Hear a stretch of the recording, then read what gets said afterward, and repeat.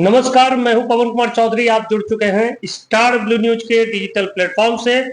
आज हमारे साथ मौजूद है मुंगेर के एक जाने माने शख्सियत, राजनीति के पुराने धुरंधर और जनता दल यूनाइटेड के लिए माना जाए तो मुंगेर में एक रीढ़ जिन्हें माना जा सकता है, क्योंकि जिस प्रकार से इनकी लंबी राजनीतिक पारी का अनुभव जनता दल यूनाइटेड को मिल रहा है और जिस प्रकार से जनता दल यूनाइटेड की ओर से भी इन्हें धोरैया विधानसभा क्षेत्र का प्रभारी बनाया गया है, और हम आज इनसे बात करते हैं इनके जो राजनीतिक इतिहास है, किस तरह से इतने लंबे राजनीतिक इतिहास में इन्होंने क्या कुछ पाया और अब तक का इनका क्या कुछ इतिहास रहा है, कैसे राजनीति में इन्होंने कदम रखा और अब तक का क्या कार्यकाल रहा।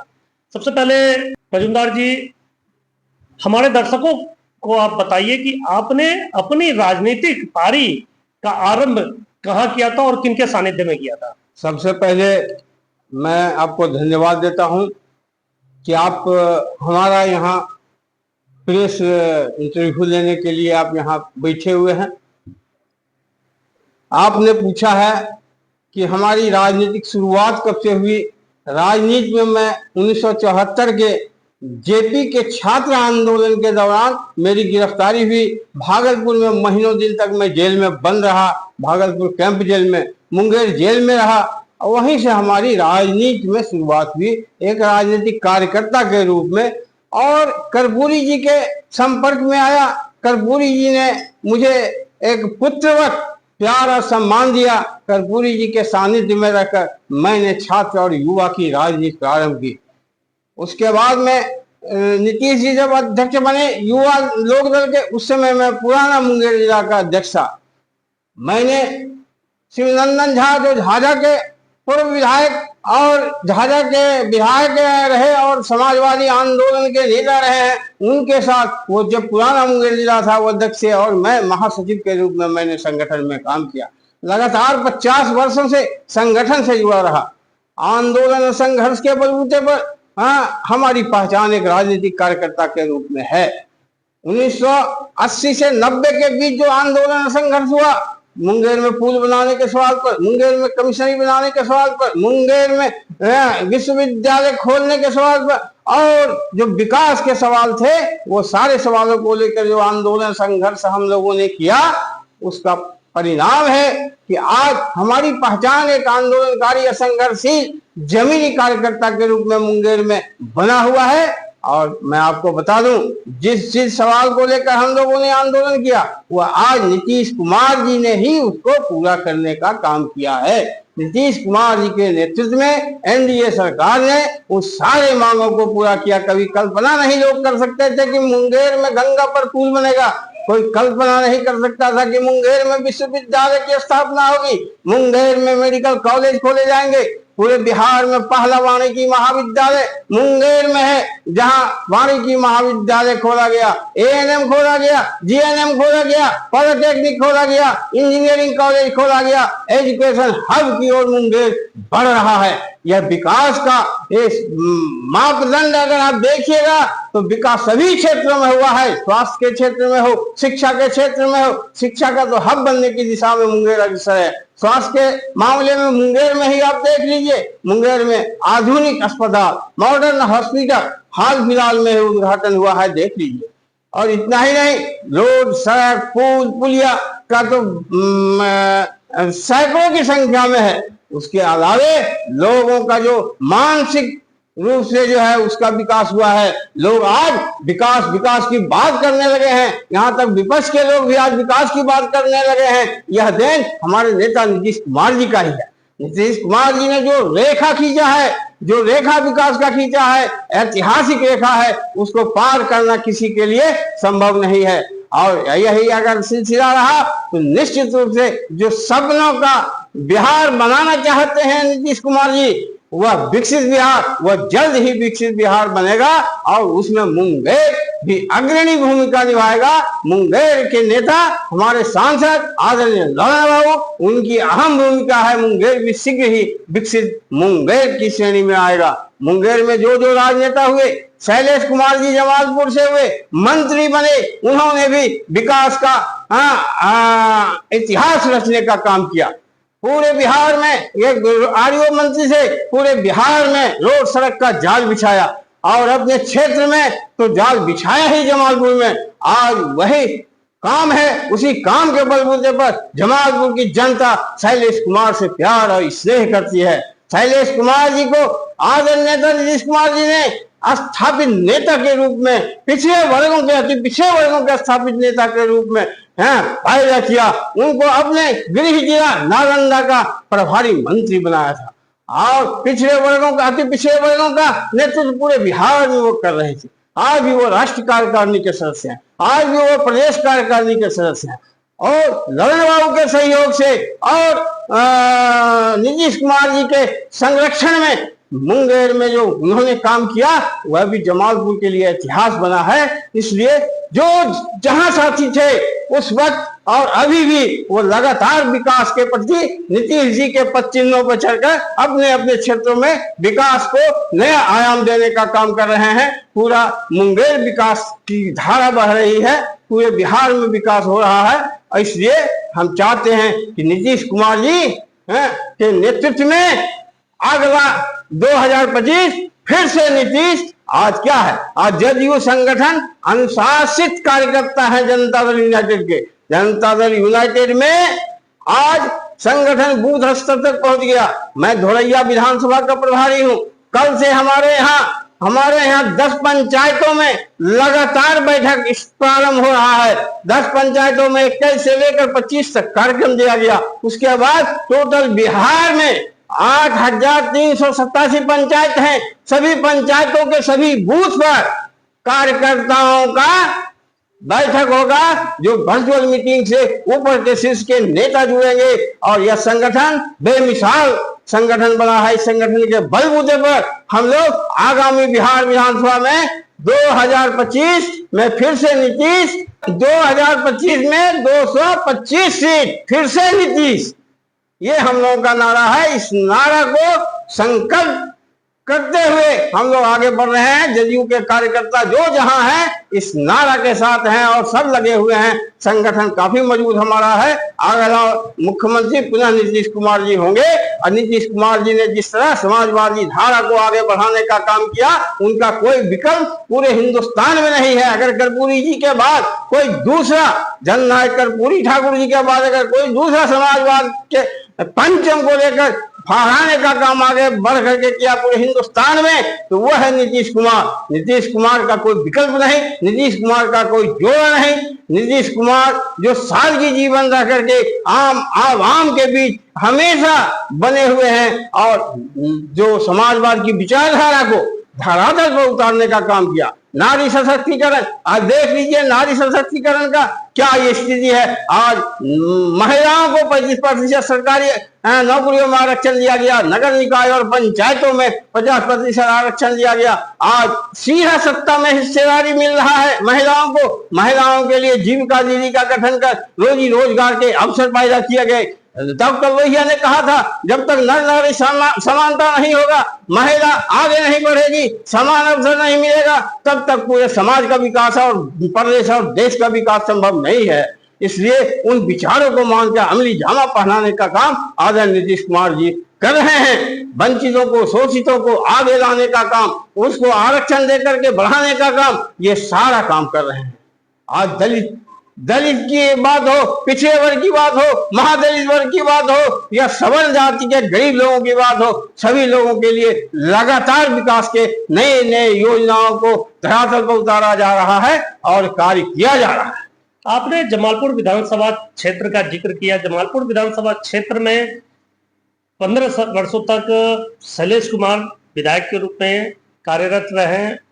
उनके कार्यों को देखकर, उनके लगातार जीतने का जो सिलसिला रहा, उसको ध्यान में रखते हुए मुख्यमंत्री नीतीश कुमार ने उन्हें मंत्रिमंडल में भी जगह दी लेकिन 2020 में जब शैलेश कुमार जी की हार हुई, जनता दल यूनाइटेड के हाथ से वो सीट निकल गया, तो अब 2025 विधानसभा चुनाव में क्या लग रहा है कि यह सीट जदयू के खाते में रहेगी या एनडीए गठबंधन के किसी अन्य घटक दल को यह सीट जाएगी, या फिर जदयू के कोटे में यह सीट आती है तो क्या वाकई शैलेश कुमार को यह सीट जाएगी या जदयू को किसी अन्य नेता के खाते में यह सीट चली जाएगी? देखिए, यह आप जो सवाल आप हमसे पूछ रहे हैं, यह सवाल तो हमारे शीर्ष नेतृत्व का है।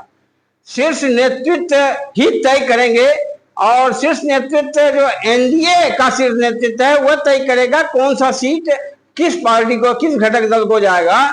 और मैं समझता हूं कि वहां जनता दल यूनाइटेड बहुत कम वोटों से हार हुई थी, इसलिए अधिक संभावना है कि वह सीट जनता दल यूनाइटेड, संभावना मैं कह सकता हूं, क्योंकि यह नेतृत्व, शीर्ष नेतृत्व तय करेगा कि यह सीट हमारा रहेगा या नहीं रहेगा, कौन उम्मीदवार होगा यह भी शीर्ष नेतृत्व ही तय करता है। लेकिन मैं समझता हूं कि जो काम शैलेश कुमार जी ने किया है, उस काम के बलबूते पर जो पहचान उनका बना हुआ है, उस पहचान के आधार पर यदि जदयू का सीट वहां रहता है तो मेरी अपनी समझ है कि निश्चित रूप से आदरणीय ललन बाबू और मुख्यमंत्री नीतीश कुमार जी के संरक्षण और समर्थन से जदयू के उम्मीदवार शैलेश कुमार जी जमालपुर से होंगे। निश्चित रूप से ये हमारी संभावना है, क्योंकि वह अपने काम के बलबूते पर पूरे जमालपुर में आम आवाम से जुड़े हुए हैं। कार्यकर्ताओं की भी इच्छा उनके प्रति।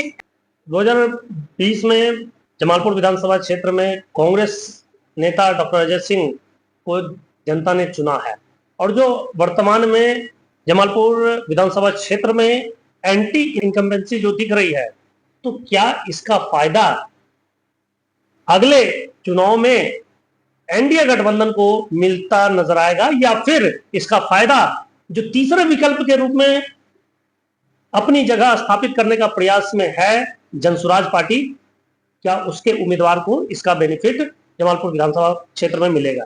कहीं कोई तीसरा विकल्प नहीं रहेगा, कहीं नहीं, इन लोगों का अता पता नहीं रहेगा, और भारी बहुमत से एनडीए गठबंधन के जो भी उम्मीदवार होंगे वो चुनाव जीतने में कामयाब होंगे।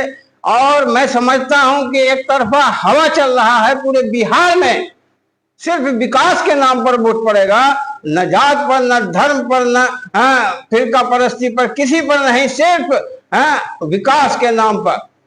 विकास के नाम पर आप देख लीजिए, विकास अगर वहां पूरे देश में नरेंद्र मोदी जी के विकास के प्रतीक हैं, तो बिहार में आदरणीय नीतीश कुमार जी विकास के प्रतीक बने हुए हैं।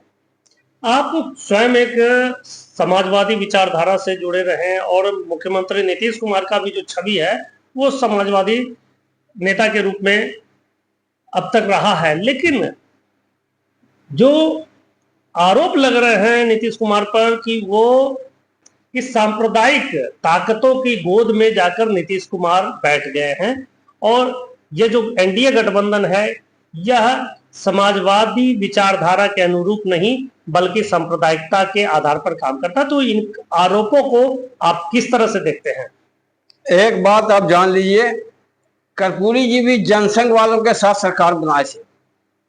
कर्पूरी जी ने जनता पार्टी में भी उस समय भी जनसंघ के लोग सब शामिल थे, और कर्पूरी जी ने भी अपने नीति और सिद्धांतों के साथ कभी समझौता नहीं किया। उसी वक्त आपको याद होगा आरक्षण, पिछड़े वर्गों के लिए आरक्षण लागू किया गया था, और कर्पूरी जी ने भी शराबबंदी किया था। आज समाजवाद का, वह कर्पूरी जी का जो समाजवाद का था, पिछड़े वर्गों को उठाने की बात और शराबबंदी की बात, वह नीतीश कुमार जी ने उसी सिद्धांत को अपनाया, और समाजवाद के सिद्धांत पर कहीं कोई समझौता नहीं।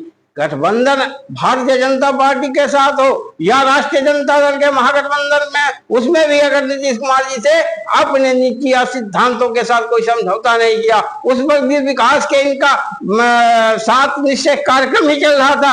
आज भी 7 निश्चय कार्यक्रम इनका चल रहा है। आज किसानों के हित में ये वही रोड मैप चल रहा है जो पहले रोड मैप चलता था। आज वही पिछड़े वर्गों की बात, अल्पसंख्यकों की बात और सबके हित के लिए काम आज ये कर रहे हैं। कोई असर नहीं पड़ेगा किसी गठबंधन के साथ रहें। आज तो भारतीय जनता पार्टी सांप्रदायिक लोग कहते हैं, लेकिन आज विकास के मामले में भी नीतीश जी के साथ कंधा में कंधा मिला के पूरे बिहार में विकास में अपना योगदान दे रहे हैं और केंद्र से बड़े पैमाने पर राशि भी आ रहा है और बिहार सरकार काम करने वाली सरकार है, सभी क्षेत्रों में काम कर रही है। इसलिए यह कहना कि सांप्रदायिक पार्टी है उसके गोद में बैठ गए हैं, ये कदापि उचित नहीं है। नीतीश कुमार जी समाजवाद के बहुत बड़े नेता, वर्तमान में सबसे बड़े नेता हैं, इनसे बड़ा कोई समाजवादी हो ही नहीं सकता। दूसरी ओर कई लोग अपने आप को समाजवादी कहते हैं, लेकिन पूरे परिवार से जुड़ा हुआ है। कोई भाई है, कोई बहन है, कोई दामाद है, सबको जो है लेकर के चाहते हैं कि हमारा बेटा मुख्यमंत्री बने, अपने मुख्यमंत्री रहे, पति पत्नी मुख्यमंत्री रहे और पूरा परिवार का वह एक कुनबा है, वो अपने आप को समाजवादी कहते हैं। दुर्भाग्य की बात है कि वो समाजवादी कहते हैं। आज नीतीश कुमार जी ने जो काम कर दिया है उस काम को गिनाना शुरू करेंगे तो महीनों लग जाएगा, गिनती नहीं है। सभी क्षेत्र में विकास के लिए काम, छात्र छात्रा, नौजवान, महिला, पुरुष, सवर्ण, गरीब, गुरबा, अल्पसंख्यक, पिछड़ा, अति पिछड़ा, दलित, महादलित, सभी वर्गों के लिए और सभी समाज के लिए, सभी क्षेत्र के लिए, सभी क्षेत्रों में बड़े पैमाने पर विकास को अमली जमा पहनाया गया। इसलिए इन्हें विकास पुरुष और सुशासन बाबू की संज्ञा दी गई है। आपने परिवारवाद का मुद्दा उठाया है और यह परिवारवाद का जो मुद्दा आप उठा रहे हैं और इसी मुद्दे को मुख्यमंत्री नीतीश कुमार लंबे अरसे से उठाते आ रहे हैं और इस परिवारवाद के खिलाफ उनकी लंबी लड़ाई रही है। लेकिन जो पिछले कुछ दिनों से बिहार की राजनीति में देखा जा रहा है, खास करके जदयू, मैं सिर्फ इंडिया गठबंधन की नहीं, जदयू की भी बात कर रहा हूं कि जदयू में भी यह परिवारवाद तेजी से उभरता नजर आ रहा है, क्योंकि कयास लगाए जा रहे हैं कि मुख्यमंत्री नीतीश कुमार अपने बेटे निशांत कुमार को अपने पैतृक क्षेत्र से राजनीति में लाना चाह रहे हैं। दूसरी जो आरोप लग रही है जदयू के बड़े नेता संजय झा की, जो दो पुत्रियों को बैकडोर से सुप्रीम कोर्ट में सरकारी वकील के तौर पर नियुक्ति एक ही पैनल में दिया गया और कई एनडीए गठबंधन के नेताओं पर भी ये परिवारवाद के आरोप लग रहे हैं, चाहे वो लोजपा सुप्रीमो चिराग पासवान के बहनोई को आयोग में अध्यक्ष बनाने की बात हो, मांझी जी के दामाद को उनको भी आयोग में उपाध्यक्ष बनाए जाने की बात हो, या फिर जदयू के एक और नेता अशोक चौधरी के दामाद को धार्मिक आयोग में अध्यक्ष बनाए जाने का जो मामला है, तो क्या अब एनडीए गठबंधन के साथ साथ जनता दल यूनाइटेड में भी परिवारवाद तेजी से उभरता नजर आ रहा है? देखिए, विरोधी के पास अब कोई मुद्दा है नहीं, क्योंकि 75 क्षेत्र तो खुद उसमें है। उसका अगर कोई बनेगा तो परिवार का ही बनेगा। आज एमएलए और मंत्री बनने की बात होगी, उप मुख्यमंत्री बनने की बात होगी तेजस्वी यादव। कल तक राजद सरकार में जो था क्या था उसका, लालू यादव का साला, सुभाष यादव और साधु यादव, ये तमाम लोग पारिवारिक लोग ही सरकार चला रहे थे और पति पत्नी दोनों मिलकर के। क्या योग्यता था? आज अगर संजय झा जी की पुत्री अगर क्राइटेरिया पूरा करती है और योग्य है, योग्यता के आधार पर अगर सेंट्रल गवर्नमेंट अपने पैनल में देता है तो क्या खराबी है? ये बताइए, कहाँ है परिवारवाद? योग्य है या नहीं? एलएलएम है या नहीं? और योग्यता उसमें है या नहीं? अगर योग्य नहीं है तो वहां कैसे होगा? सुप्रीम कोर्ट में पैनल में जा ही नहीं सकता, उसके क्राइटेरिया है। उसके बाद भी आपको हम बता देते हैं कि वहां एओआर का होता है पर एडवोकेट ऑन रिकॉर्ड, वो नहीं बनी है। एडवोकेट ऑन रिकॉर्ड की बात तेजस्वी यादव ने अपने प्रेस कॉन्फ्रेंस में कहा था, ये झूठा बयान उन्होंने दिया, ये नहीं बना है। और ये उनको समझ के बाहर है। ये कब बनता है? 5 साल का प्रैक्टिस, 1 साल AOR के अंदर में एक्सपीरियंस होना चाहिए। उसके बाद एग्जाम सुप्रीम कोर्ट लेती है। उस सुप्रीम कोर्ट के एग्जाम में क्वालिफाई करने के बाद ही AOR एडवोकेट ऑन रिकॉर्ड बनता है। और तेजस्वी यादव ने सीधा प्रेस कॉन्फ्रेंस में कह दिया कि एडवोकेट ऑन रिकॉर्ड बना दिया गया दो बेटी को। अगर जानकारी नहीं है, ज्ञान नहीं है, तो ज्ञान को प्राप्त करने की जरूरत है। ये कोई परिवारवाद नहीं है, ये योग्यता के आधार पर गया है। और जहां तक जदयू की बात है, जदयू में आप हमारे नेता के बारे में बता दीजिए, कहां है परिवारवाद? नेता ने कभी अपने परिवार को आगे लाया? वो कहते हैं कि पूरा बिहार हमारा परिवार है, पूरा बिहार हमारा परिवार है। आप जो है कहते हैं यहाँ परिवारवाद, यहाँ संगठन से लोगों को, कार्यकर्ताओं को जगह मिला है। आज मैं बता दूं कि जो जिला संगठन प्रभारी 5 है, विधानसभा प्रभारी हैं, जो संगठन के मुख्यालय प्रभारी हैं, जो दल में है, जो कार्यकर्ता हैं, दिन रात पार्टी के लिए लगे रहते हैं, वैसे लोगों को जगह मिला है। जगह मिला है किसको? मनोज विश्वजीत को महादलित का अध्यक्ष बना। जगह किसको मिला? खाद्य आयोग में प्रहलाद सरकार को। प्रहलाद सरकार जी जिला संगठन प्रभारी भागलपुर से। जगह किसको मिला? अशोक बादल को बाल श्रमिक में अध्यक्ष बने, वो संगठन से आए हैं। जगह किसको मिला? अल्पसंख्यक प्रकोष्ठ के अध्यक्ष असद जी को। हाँ, इस तरह जो मिला है वह कार्यकर्ताओं को मिला है। कोई अगर कहता है जदयू को कि परिवारवाद की राह पर चल गया है, वह बेबुनियाद आरोप है। इस आरोप का मैं खंडन करता हूं। जहां तक अन्य घटक दल की बात है, अन्य घटक दल अब अगर देते हैं किसी को आयोग में अपने पार्टी की ओर से, वो उनका मामला है, यह मामला उनसे पूछा जाना चाहिए। जदयू हाँ परिवारवाद में न रहा है, न परिवारवाद में रहेगा। कर्पूरी ठाकुर जी ने अपने जीवित में किसी परिवार के लोगों को आगे बढ़ाया है क्या? नहीं, कोई जानता तक नहीं था। डॉक्टर लोहिया को उनके परिवार के बारे में कोई जानता है? नहीं जानता है। लोकनायक जयप्रकाश उनके परिवार के बारे में कोई जानता है? नहीं। मुंगेर में मधुली में जी लगातार 2 बार यहाँ से सांसद रहे, उनके परिवार के बारे में कोई जानता है क्या? मुंगेर में सोशलिस्ट पार्टी के सबसे बड़े नेता, संयुक्त सोशलिस्ट पार्टी के राष्ट्रीय अध्यक्ष थे मधुली में, वह चुनाव यहाँ से जीते हैं। दूसरा, अगर समाजवाद परिवेश से कोई दूसरा अगर व्यक्ति चुनाव जीता है और पहला कैबिनेट मंत्री भारत सरकार में बना है, वह ललन बाबू हैं। ललन बाबू भी समाजवादी परिवेश से आए हैं। युवा राजनीति, छात्र राजनीति से करते करते आज जो है जमीन से जुड़ करके आज केंद्र स्तर पर पूरे हिंदुस्तान में दिशा देने का काम ललन बाबू कर रहे हैं। इसलिए यह कहना परिवार, ललन बाबू का कोई परिवार को आपने देखा है क्या? जो भी नेता है देख लीजिए, कहीं कोई परिवारवाद की बात नहीं है। अशोक चौधरी जी का जिक्र करना शायद भूल गया। अशोक चौधरी जी जो हमारे यहाँ मंत्री हैं, उनकी बेटी अगर लोजपा से सांसद बन गई तो लोजपा से आप सवाल पूछ सकते हैं। उनके दामाद एक बात जान लीजिए, उनका दामाद साइन कुणाल जी किनका लगा है?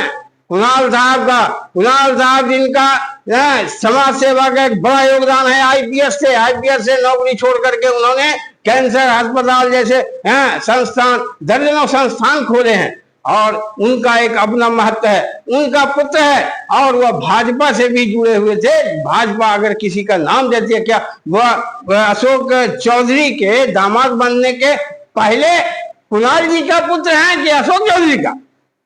कुणाल जी का पुत्र है। इसलिए कुणाल जी का पुत्र होना कोई योग्यता तो नहीं है। और कुणाल जी पिता भी उनके धार्मिक न्यास में उनको नीतीश जी ने प्रशासक और अध्यक्ष के रूप में वहां बनाया था। यही तो सवाल उठाया जा रहा है कि कुणाल जी का बेटा हो या अशोक चौधरी का दामाद, क्या ये परिवारवाद को बढ़ावा देना नहीं है? नहीं, कोई परिवारवाद को जनता दल यूनाइटेड की ओर से नहीं बढ़ाया जा रहा है। ये बेबुनियाद आरोप है। और जब जनता चाहेगी तो परिवार को एक्सेप्ट करती है। अब बिना एक्सेप्ट किए एक बैग उठा करके राजनीति में ले आना, और जैसे इनको तेजस्वी जी को एक बैग ले आया गया और उप मुख्यमंत्री बना दिया गया।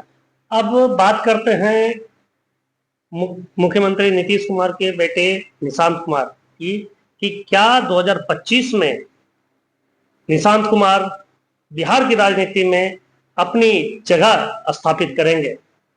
एक बात जान लीजिए, अनेक जगह जो है जगह जगह आम आवाम युवा छात्र डिमांड कर रहे हैं, लेकिन क्या कभी आपने हमारे नेता नीतीश कुमार जी के मुंह से सुना है या कभी निशांत जी ने कहा है कि मैं राजनीति में आ रहा हूं? इसलिए ये काल्पनिक बातों पर अगर वो आते हैं तो हम लोग जैसा यह समझते हैं कि जिस परिवेश में वो रहे हैं राजनीति में समाजवादी विचारों से पूरी तरह लैस हो चुके हैं, अगर वो आते हैं तो निश्चित रूप से एक ऊर्जा मिलेगा, लोगों को एक ताकत मिलेगा। और अगर योग्य आज सक्षम व्यक्ति हैं, अगर राजनीति में आते हैं, संगठन करते हैं और संगठन के माध्यम से वो अपने छवि को निखार करके पुनः सत्ता में अगर आते हैं तो ये अच्छी उपलब्धि होगी। अब 2025 विधानसभा चुनाव को लेकर जिस तरह से दो प्रमुख विरोधी पार्टियां, एक तरफ इंडिया गठबंधन और दूसरी तरफ जनसुराज पार्टी, दोनों में सबसे बड़ी चुनौती एनडीए गठबंधन के लिए कौन होगी? कहीं कोई चुनौती नहीं है, चुनाव आने दीजिए, चुनाव के बाद अता पता किसी का नहीं रहेगा और भारी बहुमत से एनडीए जो है सरकार बनाएगी। इसमें कहीं कोई इफ बट नहीं है। और ये लोग जो ड्रामा कर रहे हैं, ये नाटकबाज लोग हैं। ये लोग अब देखिए ना, कहते हैं क्या कहते हैं वो जनसुराज वाले कहते हैं कि हम जो है ऐसे लोगों को रखेंगे, साफ सुथरा सब कूड़ा करकट राजनीति का जितना है, राजनीतिक कूड़ा करकट ऐसे लोगों का जमावड़ा विरोधी में बन रहा है। अब कोई इफ बट नहीं है और 2025 में बिहार में एक बार फिर एनडीए गठबंधन की सरकार बनेगी, जिसका नेतृत्व मुख्यमंत्री नीतीश कुमार करेंगे। अब देखना है कि वाकई क्या 2025 विधानसभा चुनाव मुख्यमंत्री नीतीश कुमार के पक्ष में जनता एक बार फिर एकत्रित होकर मुख्यमंत्री नीतीश कुमार को एक बार फिर से बिहार की सत्ता पर लाने में सफल होती है या नहीं। हम आगे भी इन खबरों पर नजर बनाए रखेंगे। हम आगे भी जनता दल यूनाइटेड के एक मंजे हुए नेता मनोरंजन मजूमदार जी से अगली अन्य मुद्दों पर भी हम चर्चा करेंगे। तब तक के लिए जुड़े रहें स्टार ब्लू न्यूज के डिजिटल प्लेटफॉर्म से। धन्यवाद।